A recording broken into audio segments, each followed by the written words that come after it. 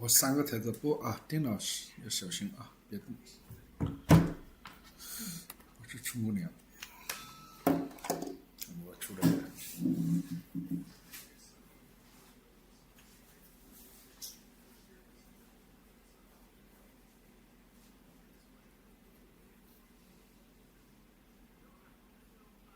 让它自动设计的东西真是非常好，为的就是字在边上。我估计他们还要技术上解决这些问题。啊，已经至少半个小时。啊，我这个短裤和袜子我也洗一下袜子。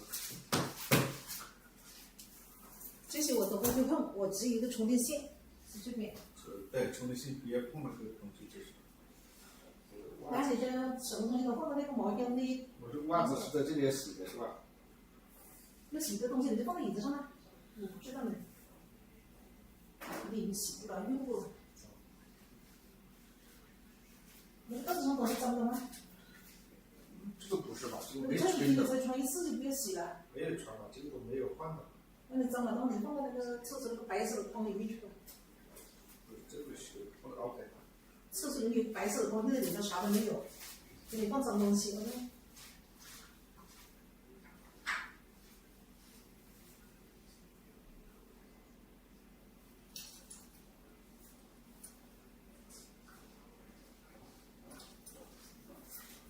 这是你昨天穿的那件吗？可能是吧。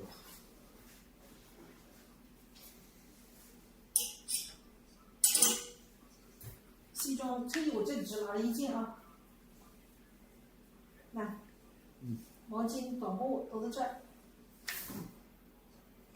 衬衣拿2件。这要拿2件啊？一个红的，一个。一个粉红，一个白的，还是一个蓝的？可以，白的可以，白的没有。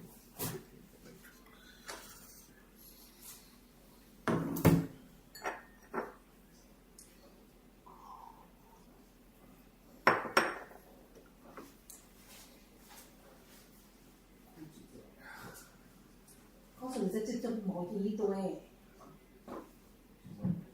这个毛巾你换洗的衣服全都在里头。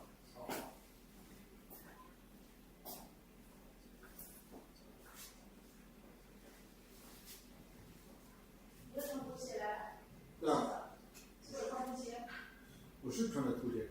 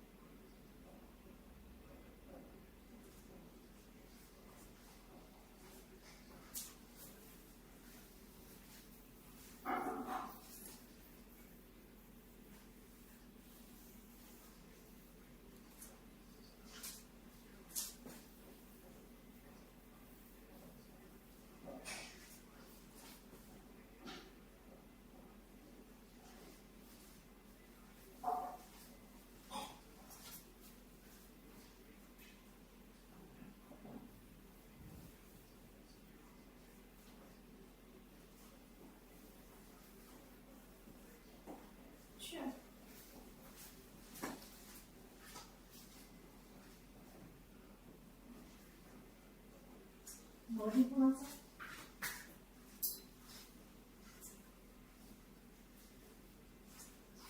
那西点的小毛衣，你知道了吧？我知道。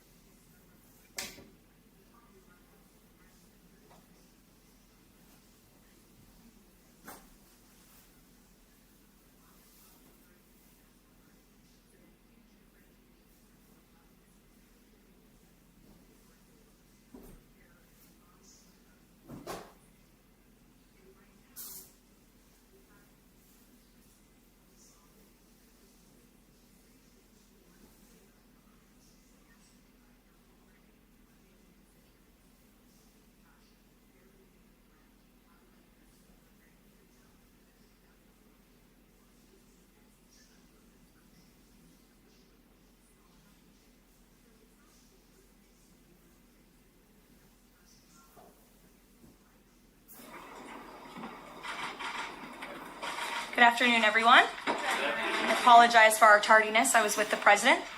Let me begin with a few scheduling announcements today.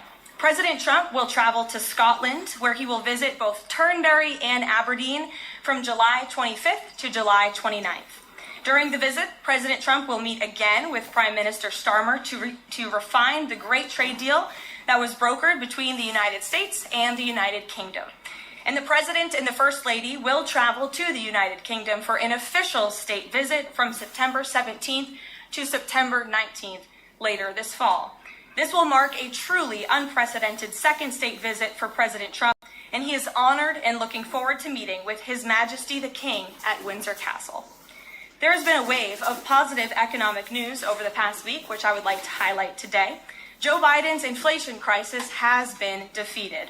Prices paid to American businesses for goods and services were flat in June, which is lower than all 50 forecasters in the Bloomberg survey predicted. And core inflation, which is the best measure of inflation, came in lower than expected again in the month of June. Since President Trump took office, core inflation has tracked at just 2.1% overall and has come in below or at economists' expectations every single month. Wages are growing at a strong pace and prices are falling for everyday Americans. We also saw prices for new and used vehicles and airfares drop last month. In addition, prices for gas, fuel oil, energy commodities, hotels, airfare, public transportation, and fresh vegetables are all down over last year. As we said all along, trust in President Trump. The American dream is back, and everyday families are already reaping the benefits of this incredible economic turnaround in just 6 months. President Trump has ended the era of economic surrender and implemented powerful tariffs to stand up for our workers and businesses and rebalance America's trading agreements. Despite all of the doom casting from the so-called experts claiming that these tariffs would be the end of the world as we know it, the opposite has occurred. Tariffs are not inflationary, as President Trump has said all along. In reality, tariffs are a source of massive revenue. We're seeing trillions of dollars in private investment pour into our country right now because the companies around this world want to make their products right here with American labor and not have to pay any tariffs at all. Customs and tariff revenue has already totaled more than $113 billion since President Trump entered office, helping to lead a budget surplus in June for the first time in nearly a decade. We are truly entering a golden age as a result of these pro-growth and America First trade policies. On another matter, yesterday in the East Room, the President was proud to sign the Halt All Lethal Trafficking of Fentanyl Act into law, surrounded by angel families to help finally end the devastating fentanyl crisis that has ravaged millions of Americans. Under the Halt Fentanyl Act, anyone who possesses, imports, distributes, or manufactures any illicit fentanyl-related substances will be subject to criminal prosecution in the same manner as any other Schedule I controlled substance. This legislation will close the loopholes that criminals use to skirt around the law and make it easier for law enforcement to prosecute vicious traffickers who peddle poison in our communities. President Trump has always made tackling the drug crisis a top priority, and this important bipartisan legislation further follows through on that commitment. The complete and total success at our southern border that many in the media in this room continue to ignore is another example of the president keeping his word to families who have lost loved ones due to fentanyl, and it's another win for the American people. Customs and Border Protection just released the final operationalized stats for the month of June, and I must highlight some of these incredible numbers. There were only 6,072 Southwest apprehensions in June, 15% lower than the previous record that this president set in the month of March. To put that in perspective, the Biden administration routinely saw the same number of encounters in a single day, and on many days, that number was more than 10,000 apprehensions at the Southwest border. There were also 0 illegal aliens released along the Southwest border for the second consecutive month in a row. President Trump promised to end the illegal alien invasion, and he has delivered on that promise to the American people in record time. With the border sealed, deportations are ramping up. This past weekend, our brave ICE agents were arresting violent criminal illegal aliens all across the country. ICE Atlanta arrested an illegal alien from Mexico, convicted of attempted rape of a child in North Carolina. ICE Baltimore arrested an illegal alien from Guatemala who was previously convicted for sexual abuse of a minor in Maryland. ICE Houston arrested a criminal illegal alien from Mexico whose previous conviction includes aggravated sexual assault of a child in Texas. ICE Salt Lake City arrested a 32-year-old illegal criminal alien from Mexico who was previously convicted for child abuse and injury. ICE Baltimore arrested a criminal illegal alien from El Salvador convicted in Maryland for possession of child pornography. And ICE San Antonio arrested a criminal illegal alien from Mexico convicted of aggravated sexual assault in Texas. The men and women of ICE are heroes. They are putting their lives on the line every day to get the worst of the worst, these types of criminals, out of our communities and out of our country. And the president continues to strongly have the backs of all ICE agents who are doing their jobs to keep all of us, including everyone in this room, safe. The facility, In other news, following President Trump's bold executive actions protecting American children from irreversible chemical and surgical mutilation, the largest provider of these barbaric practices will now be closing its doors. The facility in Los Angeles, California, is just the latest facility downsizing or eliminating their irreversible and harmful services that feed into the lie that you can somehow change a child's sex. The Biden administration peddled dangerous policies that defied medical science in favor of radical transgender ideology. But President Trump has put an end to that to ensure America's children's innocence is protected and our children can lead healthy and productive lives. Finally, last night, Senate Republicans passed President Trump's $9 billion recisions package. This will help restore fiscal sanity in our country by rescinding billions in wasteful foreign aid and finally ending taxpayer funding for PBS and NPR, two media organizations that have ridiculously used federal dollars to push a partisan left-wing agenda for many years. The House should pass this rescissions package immediately and send it to the president's desk for signature. On another note, I know that many in the media have been speculating about bruising on the president's hand and also swelling in the president's legs. So in the effort of transparency, the president wanted me to share a note from his physician with all of you today. In recent weeks, President Trump noted mild swelling in his lower legs. In keeping with routine medical care and out of an abundance of caution, this concern was thoroughly evaluated by the White House medical unit. The president underwent a comprehensive examination, including diagnostic vascular studies. Bilateral lower extremity venous Doppler ultrasounds were performed and revealed chronic venous insufficiency, a benign and common condition, particularly in individuals over the age of 70.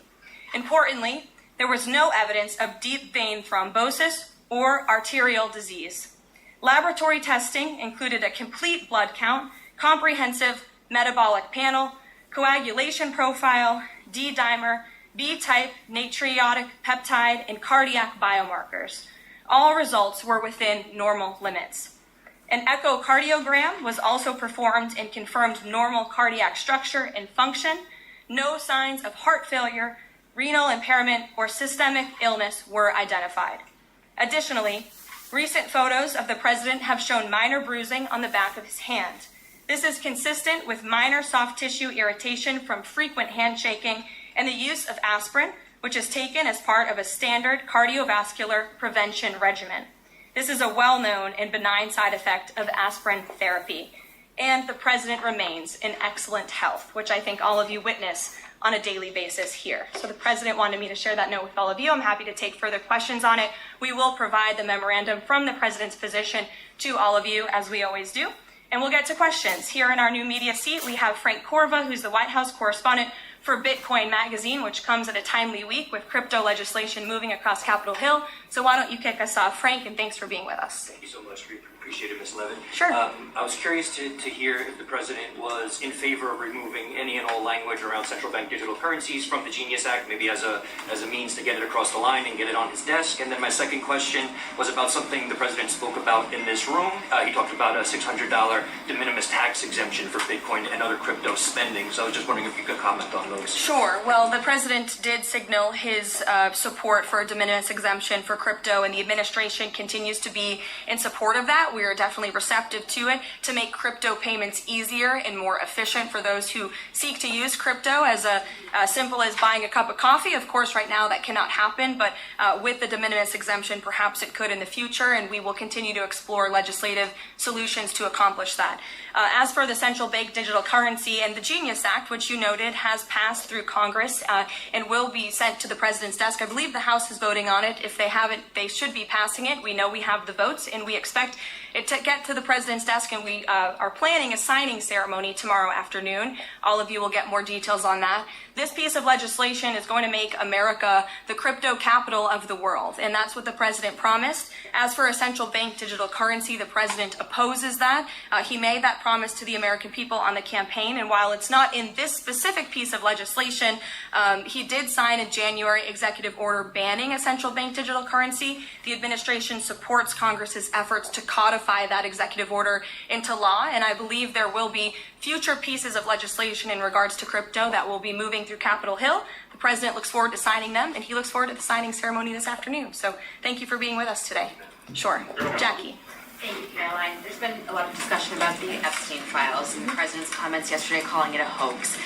Can you clarify which part of the Epstein hoax is the hoax part? The president is referring to the fact that Democrats have now seized on this as if they ever wanted transparency when it comes to Jeffrey Epstein, which is an asinine suggestion for any Democrat to make. The Democrats had control of this building, the White House, for 4 years, and they didn't do a dang thing when it came to transparency in regards to Jeffrey Epstein and his heinous crimes. It was this president who directed the Department of Justice and the Attorney General to do an exhaustive review of all files related to Jeffrey Epstein, which they did.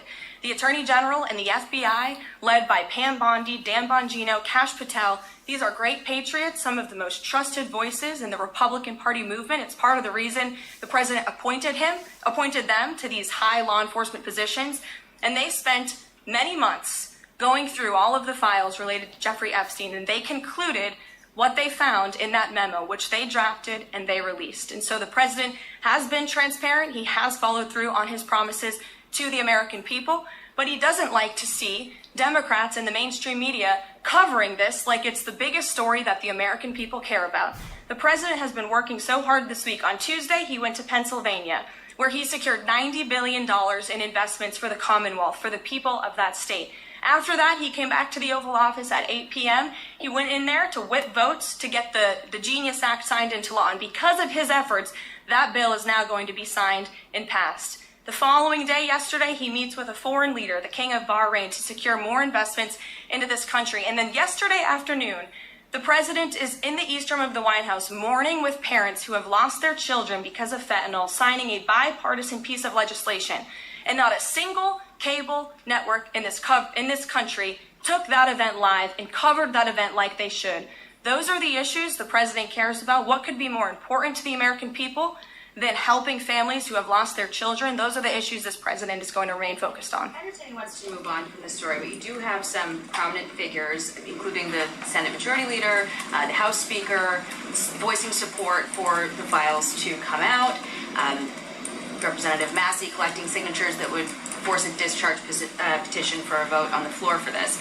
It doesn't seem to be going away. What is stopping the administration from just redacting any sensitive information, grand jury information, and putting out what is appropriate so that the American people can decide and then let this story die? Well, in terms of redactions or grand jury seals, those are questions for the Department of Justice. Those are also questions for the judges who have that information under a seal. And that would have to be requested, and a judge would have to approve it. That's out of the president's control. He has said, in agreement with some of the leaders on Capitol Hill, that if the Attorney General and the Department of Justice come across any other credible evidence, they should provide that to the American people. The president has said that, and he agrees with them on that. Why did you hire Maureen Comey?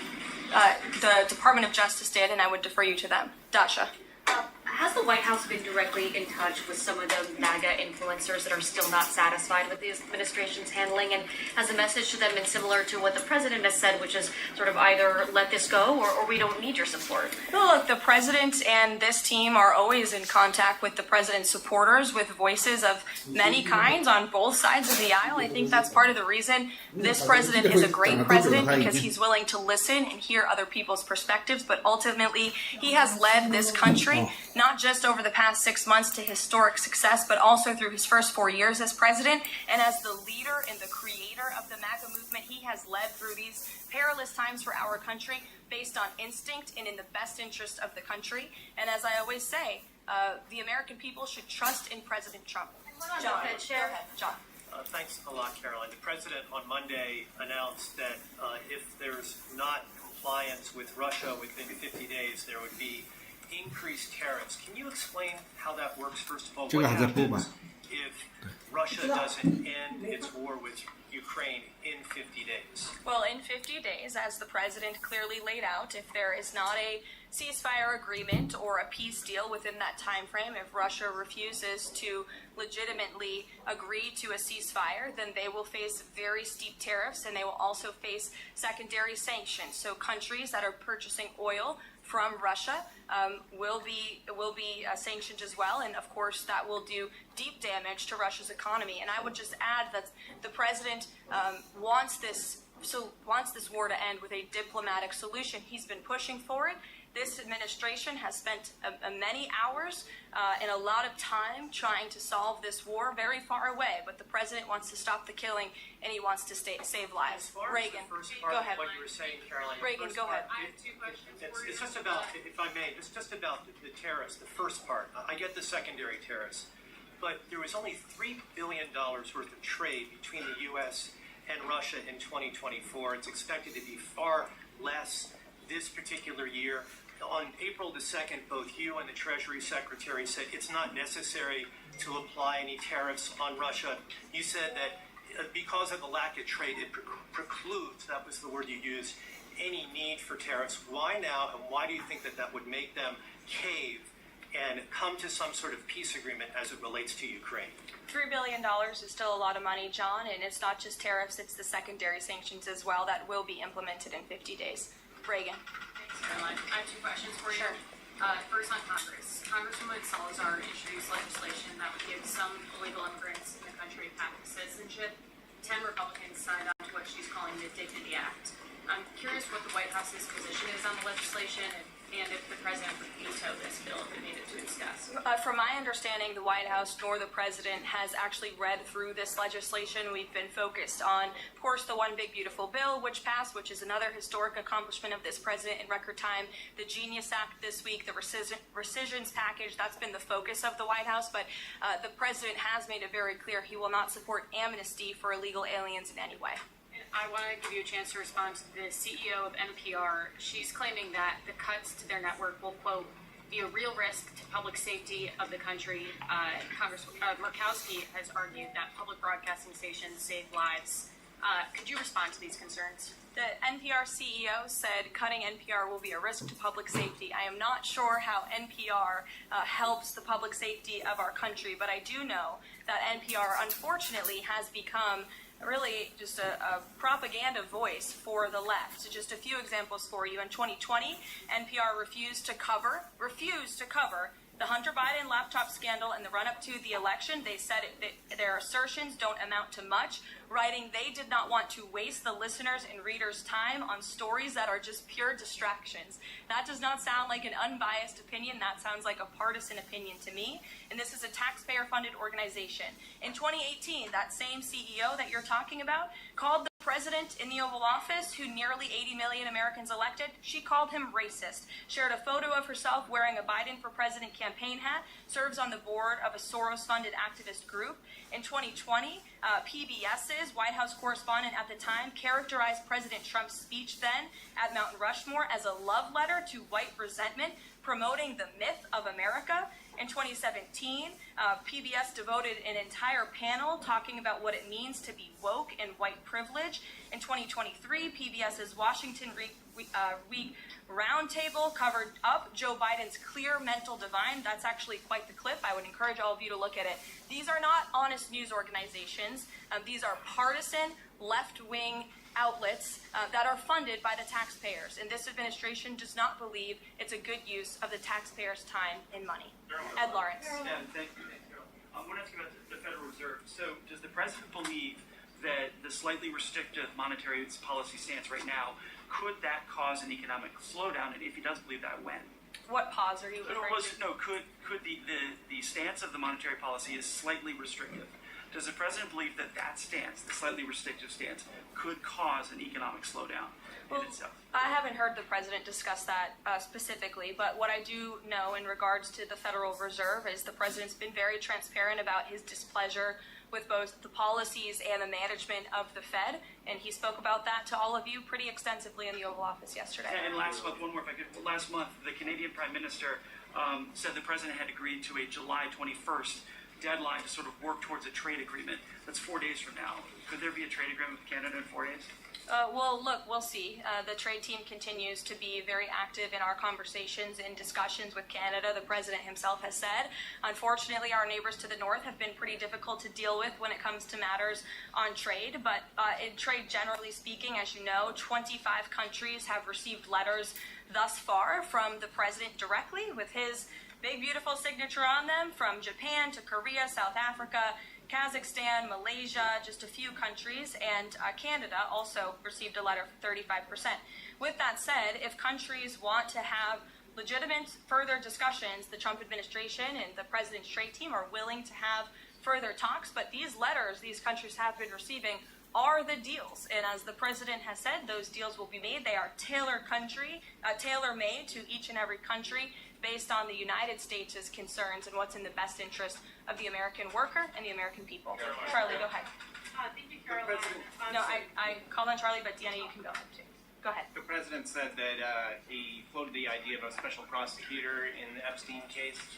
Can you confirm that? And has he asked the Attorney General to do this, to appoint a special prosecutor to look it over? Well, the idea was floated from someone in the media to the president. The president would not recommend a special prosecutor in the Epstein case. That's how he feels. And as for his discussions with the Attorney General, I'm not sure. Deanna. Caroline. Thank you so much. Do you know what the president's reaction was to Mike Johnson saying that he wants additional files released, the Epstein files? Was there a conversation with Mike Johnson about that following his comments?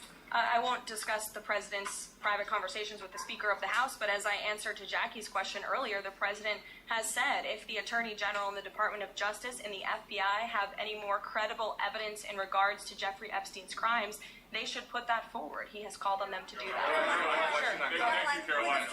With a few days.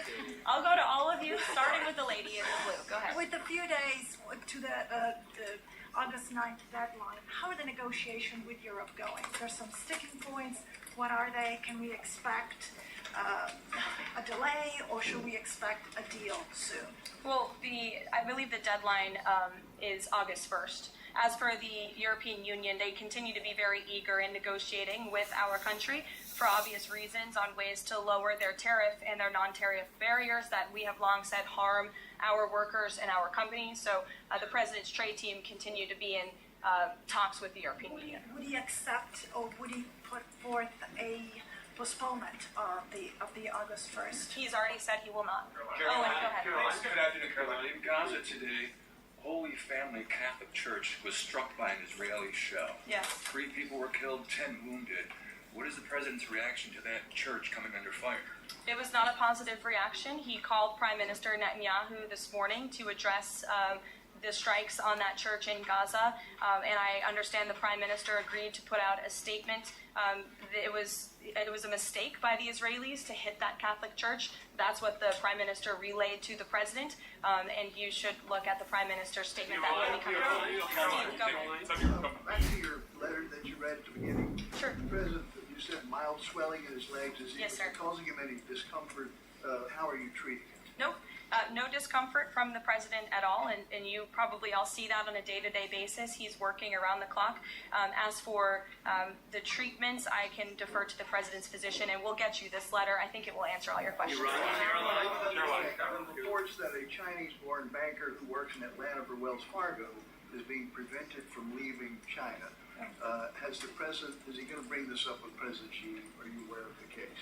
I'm not aware of the case, but I'm sure our National Security Council team is. Steve will get you some answers on that. Thank you, Caroline. Two questions. So the first is that President Trump said that the Attorney General only gave him a brief overview of what was in these Epstein files. Does he have knowledge or an understanding of what is in the files related to Epstein that have not been released?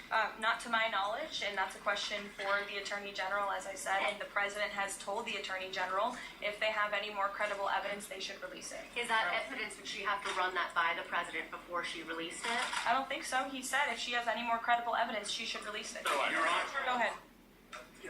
Thank you. Go ahead, yes. Great. Thank you, Caroline. Two questions. One, today... You can go ahead, Andrew. Don't worry. Today, tens of thousands of folks are rallying nationwide to honor the legacy of Congressman John Lewis. Meanwhile, Republicans in Texas reportedly are working to redraw congressional maps at President Trump's urging. How is President Trump reconciling his call to action for Texas Republicans with the legacy of Representative John Lewis? I'm not quite sure how the two things are related. I think the president would agree that John Lewis served our country for many, many years. It has nothing to do with the redistricting efforts that are currently underway by Texas Republicans to add seats to their legislature. They have the right to do that. The president spoke to the congressmen and women who serve the great state of Texas about it, but it's up to them and it's up to their legislature to get that approved. And Caroline, just the second question. And does the president support the Justice Department's request for just 1 day in jail for the officer convicted of Breonna Taylor's killing? And what message does he believe that sends to her family and to other families seeking justice in cases of police violence? I haven't talked to the president about that case. Go ahead. Just the president, when the president met the interim president of Syria a couple of months ago, he described him as a young, tough, attractive guy. After the latest clashes in Syria over the last few days, does President Trump still support Syria's interim president? The president still supports Syria's pathway to a peaceful and prosperous country, and you received an update directly from the Secretary of State on the ongoing situation between Syria and Israel. I spoke to him myself this morning to get an update, and as soon as the United States became involved in this conflict, we were able to de-escalate, deconflict. That seems to be continuing. Syria agreed to draw back their troops that were in the area where that clash was ongoing, and we continue to be very actively monitoring the situation. The president wants to see Syria become a prosperous and stable country, and by the lifting of the sanctions on Syria, he's giving them a real chance to do that, and he wants to see that through. Andrew, go ahead. So on Tuesday, the president told a very detailed story about his uncle, noted scientist John Trump, and Theodore Kaczynski, the late Unabomber. He said that Dr. Trump taught Ted Kaczynski.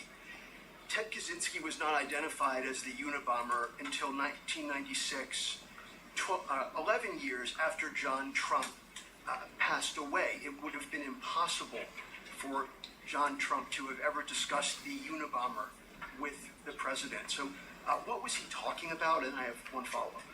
Andrew, with so many issues going on in the world, I'm a little bit surprised you would ask such a question, although I'm not sometimes coming from you, I will say, but I'm willing to give you an answer. Nevertheless, the president's uncle did, in fact, teach at MIT. He was a very intelligent professor. The president's very proud of his family. In fact, the president has a letter from his uncle on the MIT letterhead that sits in the Oval Office dining room. Maybe we'll let you see it sometime. Elizabeth. Caroline, one more on Elizabeth, will the president consider pardoning Ghislaine Maxwell if the Epstein case is a hoax? Okay, I'll start off with the president said last week he would not be getting involved in the New York City mayoral case.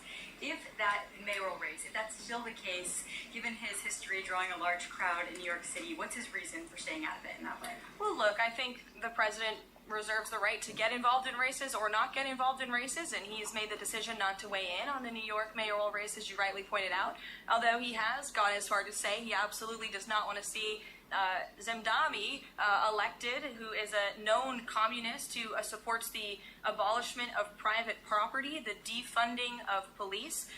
He has made very well-known anti-Semitic statements. It would be a disaster for New York and for this country. And I think it's quite telling that this individual, a known communist, has been spending time in Washington this week meeting with leaders on Capitol Hill. This is truly where the Democrat Party is headed. Clearly, they learned nothing from November 5th and the president's overwhelming victory. Mary, go ahead. Thank you, Caroline. I want to backtrack to the hospitals that have stopped providing transgender surgeries and hormones for kids. On this front, does that have anything to do with the DOJ's subpoenas last week? Should we expect any more hospitals to be shutting down their programs? And I wanted to also ask what you make of all these media reports, especially the AP, which I noticed, which portrays these children as losing something that's saving their lives. Yes. I think the president spoke a lot about this issue, which is a political issue, but also really a cultural issue that impacts children and families. He talked about it a lot on the campaign, and I think he was quite surprised by the uptick we were seeing in the embracement by the Democrat Party when it comes to the chemical castration and mutilation of young, innocent bodies. And so the president made it a very early priority to sign very strong executive orders to cut off the funding for any hospital or any medical facility in this country that provides such barbaric procedures. And as a result of that strong policy and the president's strong common sense position on this issue, we've had such an overwhelming response, which is great for children in Arizona. Phoenix Children's Hospital has stopped providing puberty blockers and hormone therapy to minors. In California, Stanford Medicine ended sex change surgeries for minors. Children's Hospital Los Angeles is closing its Center for Trans Youth Health and Development surgical program. In Illinois, Lurie Children's Hospital Chicago stopped sex change surgeries. Again, let's think about what we're talking about here. Sex change surgeries for minors. These are barbaric practices that no child, innocent child, should have to endure. And the president wants to protect the innocence of children, and I know the vast majority of Americans support him in that effort. This is a wildly popular and common sense endeavor this administration has taken, and we've seen many of these medical institutions have followed through with the president's executive orders, but we'll continue to take further action on this important issue. Garrett. I too feel indulged. Sure. On the recisions package, I wonder what the White House makes of this theory that it increases the odds of a shutdown. The theory is basically, why would any Democrat vote for a bipartisan spending deal with Republicans if Republicans can turn around and claw the money back the next day? Look, $9 billion worth of crap that it was in our federal funding that is now being rescinded. This is a good thing for the American people and the American taxpayer, and I think our Office of Management and Budget Director was saying this process should be more bipartisan.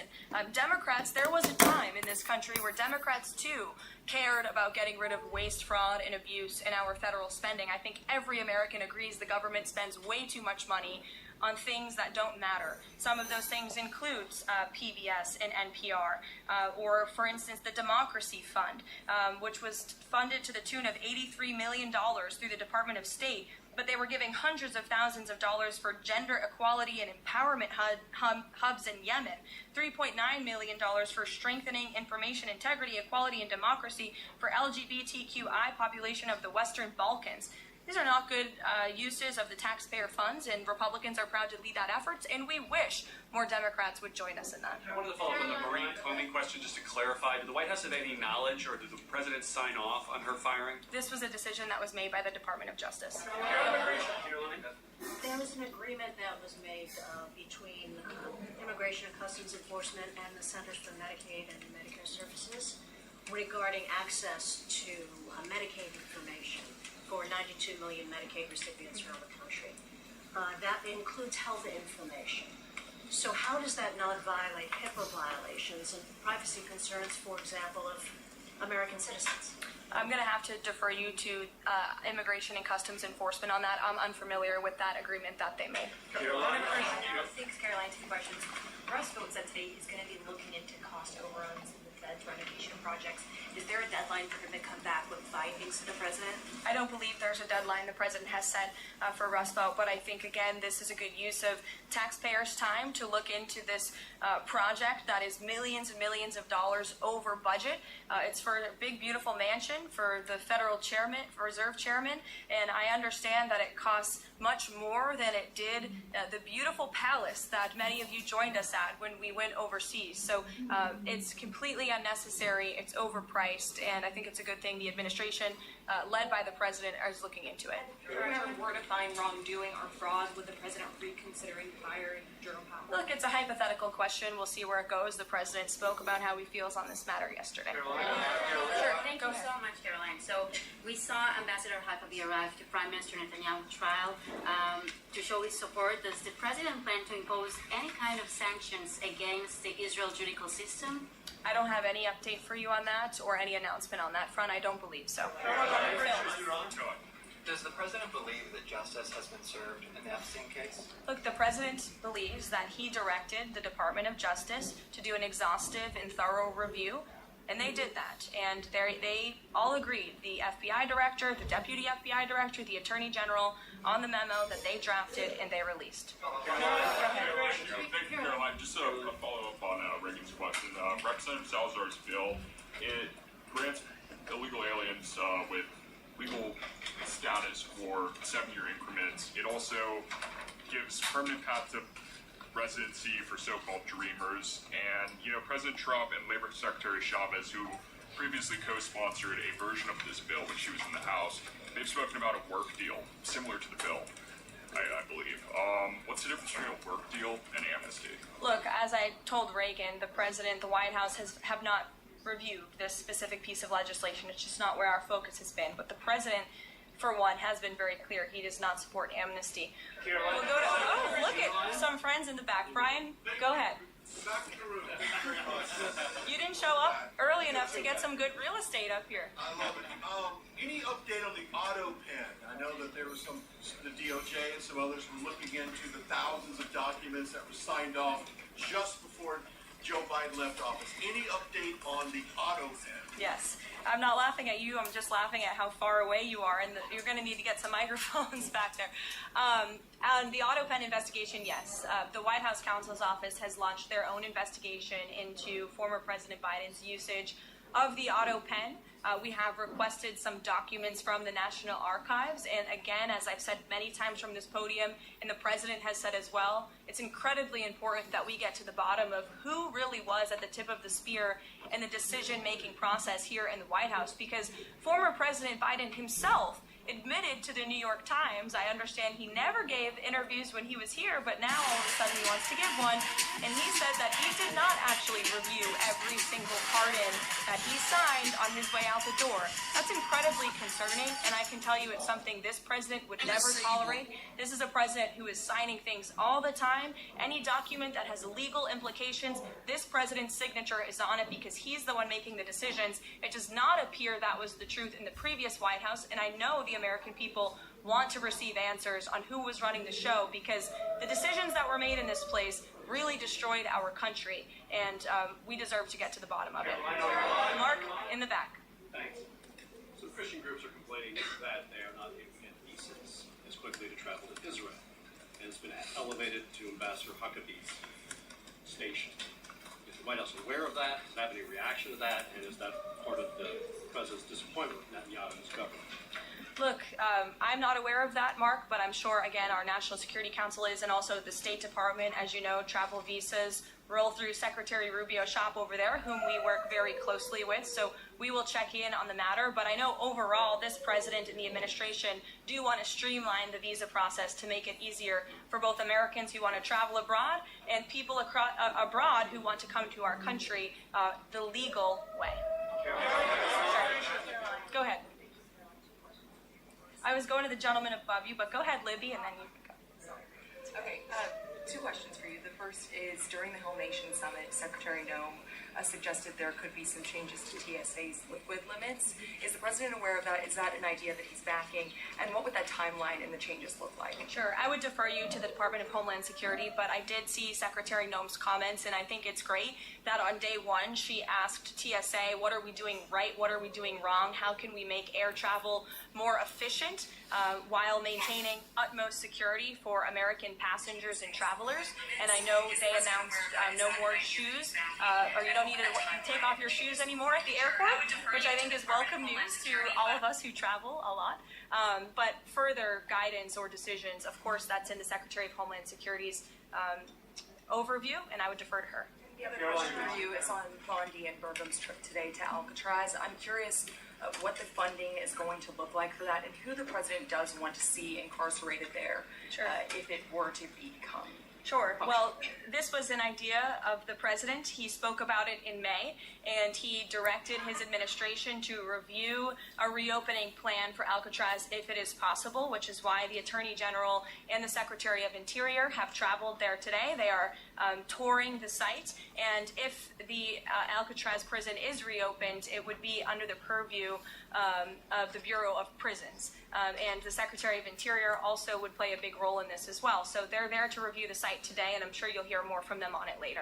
And just to follow up, Libby, on who the president wants to see housed in Alcatraz, the worst of the worst criminals in this country, both American criminals who convict heinous crimes, but also illegal alien criminals before deportation as well. Go ahead. The State Department yesterday urged the Chinese Communist Party to cease its campaign to eradicate Falun Gong, a peaceful spiritual practice. With the anniversary of this brutal persecution approaching, does the White House have a message for the CCP on this? Well, I will get you one, and we will get back to you. Go ahead. We'll take. Go ahead, and then go ahead. I've never called on you. Why don't you go ahead? In the red tie. Dr. Harper behind. Thank you. Yes. Go ahead. Go ahead. Me, thanks. Yes. Thank you, Caroline. Yes, you. What's your name? My name is Matias. Thank you. What's your outlet? I'm for Record TV, Brazil. Great. Brazil's President Lula recently said that President Trump was elected to govern the United States and not to act as the emperor of the world. And he also emphasized that Brazil is open to negotiation. I'd like to hear what you have to say about it, what the administration has to say about it, and specifically what areas are currently open to negotiation in the light of the 50% tariffs that were announced. Sure. The president is certainly not trying to be the emperor of the world. He is a strong president for the United States of America, and he's also the leader of the free world. And we've seen a great shift across the entire globe because of the strong leadership of this president. In regards to Brazil, the president sent a letter to Brazil announcing their new tariff percentage. He also directed our USTR ambassador, Jameson Greer, to launch an investigation of Brazil under Section 301 of the Trade Act of 1974, designed to address unfair foreign practices that are affecting U.S. commerce. For years, we know Brazil's digital regulations and weak IP protections have undermined U.S. tech and innovative companies, and their tolerance of illegal deforestation and other environmental practices puts American producers, manufacturers, farmers, and ranchers who follow better environmental standards at a competitive disadvantage. So this president always acts in the best interest of the American people and the United States of America, and he will continue to do so. Thank you very much, everyone. We'll see you later. I appreciate the enthusiasm.